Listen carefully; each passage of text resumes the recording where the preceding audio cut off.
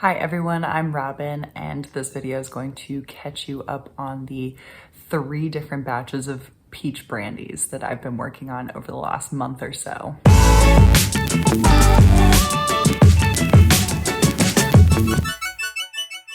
So to update you from the last video, I have continued to go to the farmer's market every week on Friday and collect peaches or whatever other fruits Mary is getting rid of. It's Friday, which means it is farmer's market day.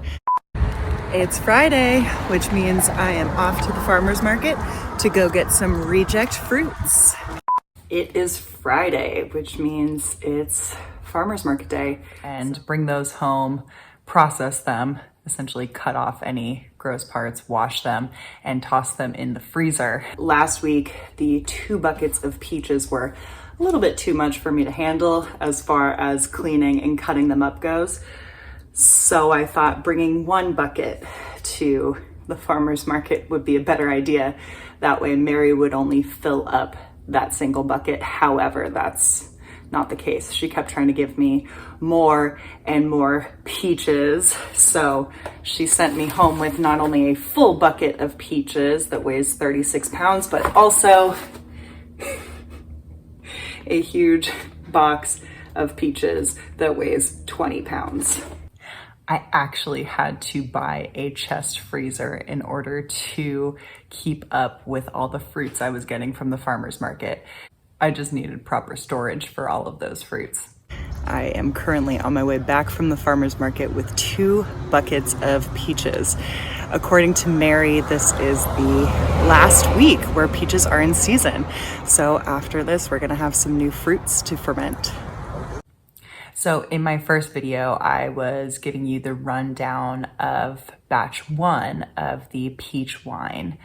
And since then, it has had some additional steps and is now in the distillation phase. For the second batch, I took a stab at actually cooking down those peaches. I brought them to a boil after they defrosted before actually pitching the yeast, and I also added sugar to that fermenter. For the third batch, I did a similar fermentation. So I defrosted the peaches and then brought them to a boil and then added honey to it.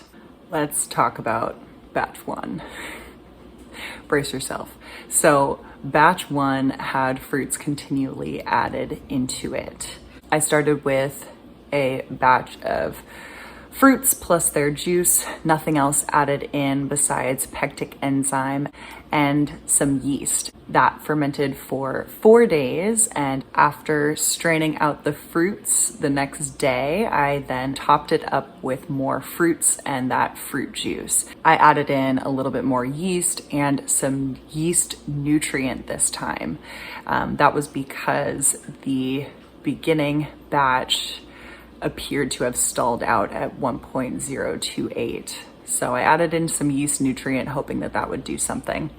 That fermented for a week, and then I re-racked it and took out the fruits. I let it ferment for an additional 5 days, and it was down to 1.022 specific gravity, still with some residual sugars, and it had appeared to stall out again, meaning it was no longer bubbling and appeared to be fermenting. So there was definitely some bacterial contamination, probably some other yeast contaminating the fermenter, and it is ridiculously acidic. Then I decided to add in some more peaches as well as some honey and some sugar to bump up that specific gravity yet again.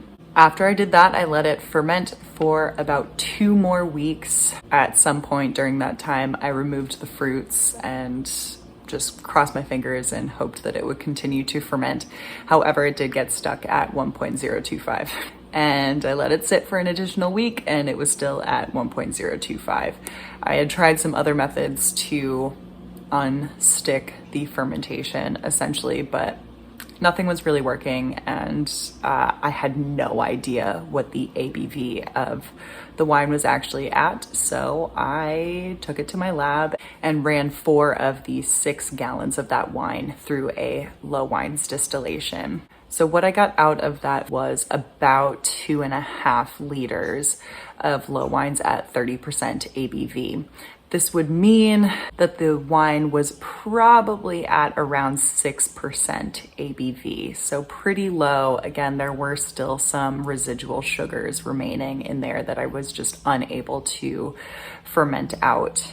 After I did the low wines distillation for batch 1, there was still 2 gallons of wines left over. I ran those 2 gallons of wines through a low wines distillation along with the 2.5 liters of low wines that I had collected from the low wines run the day before. I collected, again, 2.5 liters of low wines, but this time it was at 40% ABV. So although the volume of low wines was the same, the alcohol percentage was bumped up 10%. So increased alcohol yield. The low wines are a little funky. There's definitely that acidic character coming forward. There were a lot of acetone notes that were coming out, especially in the beginning of the distillation run. Usually this is a sign of not a great wine fermentation, but hopefully that can be separated out in the spirits run that I do next. We'll see how that tastes and how that turns out. I will say I'm not too upset about the acidic characteristics. Those are probably coming from a variety of different carboxylic acids, not just acetic acid, because I'm picking up more than just vinegar. It's not a straight vinegar smell. And carboxylic acids have the potential to do some really interesting things during maturation. They can esterify and produce some really nice floral and fruity flavors. Now all I have to do is run those 2.5 liters through a spirits run and see how the spirit comes out.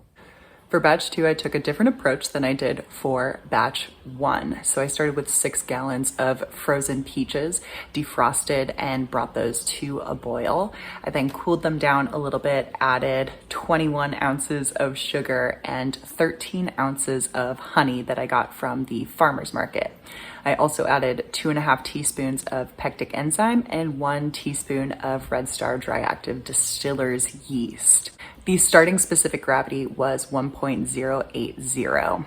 1 week later, it seemed like the fermentation had stalled out. There was no more activity, and it was sitting at a specific gravity of 1.020. After I drained out the fruits, I tossed those fruits into batch 3. After I started batch 3, I had some extra warm peaches and actually added those into batch 2 to kind of warm up the fermenter. I thought that could be potentially one of the issues with it stalling out, was that it got kind of cold. And that did the job.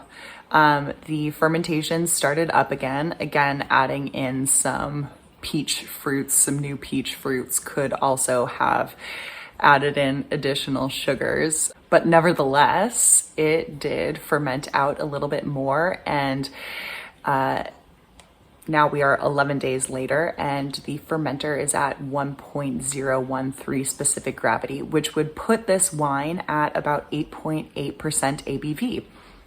This is better than batch 1, which is great.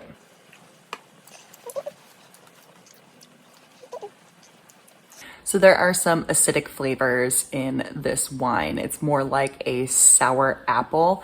However, there's also a lot of peach flavors coming through as well. It's almost like a peach flavored Sour Patch Kid. It's definitely less sour than batch 1 and still has a lot of those peachy flavors to it.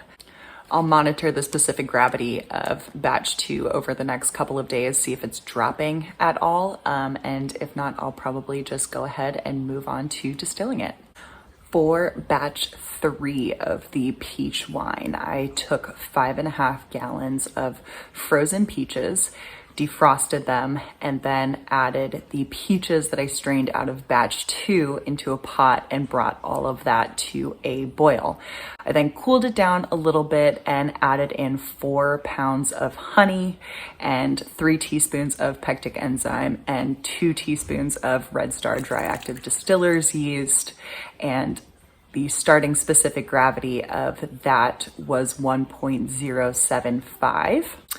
After fermenting for about 8 to 9 days, I strained the fruits out of that fermenter and let it sit. Currently, we are 11 days into the fermentation, and it looks like fermentation has essentially stopped, but the specific gravity is down to 1.011, which would put the wine at 8.4% ABV. Not too bad, way better than batch 1. And it doesn't have any of those acidic aromas that I was getting from batch 1 and a little bit from batch 2.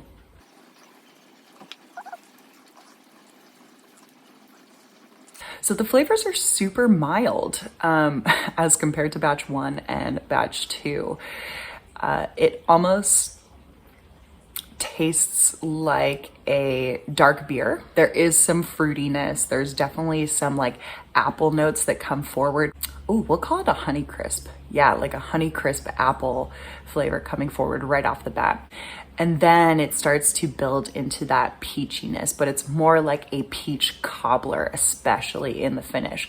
So it's really nice and delicious, and I will definitely be keeping aside a bottle or 2 of this and tossing that in the fridge and see how it tastes as an actual wine. Yeah, I'm really pleased with batch 3. As far as a wine goes, we'll see how it tastes as a brandy. So I took the specific gravity again after a day, and batch 3 held at 1.011. So I decided to take the wine to my lab and run it through a low wines distillation. It was between 2.5 and 3 gallons of wines. I collected about 2,300 mils at about 40% ABV. During the low wines distillation, it smelled so peachy and delicious, and I was very happy about that. With batch 1, I was getting, a lot of those acetone notes and a lot of those acid flavors as well coming off, and it wasn't until the end of the low wines run that I actually started picking up those peachy flavors. Overall, it seems like batch 3 is going to be really, really tasty.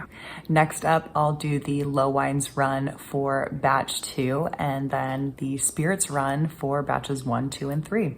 And yeah, hopefully they're all wonderful and delicious. Stay tuned for the tasting of those 3 white brandies.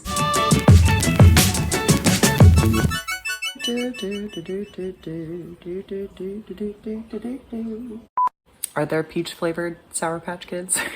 I don't know. Okay. Oh. You can do it, Robin. This is gonna be a really long video if I talk about batch 1. And like and subscribe and comment and stuff, of course.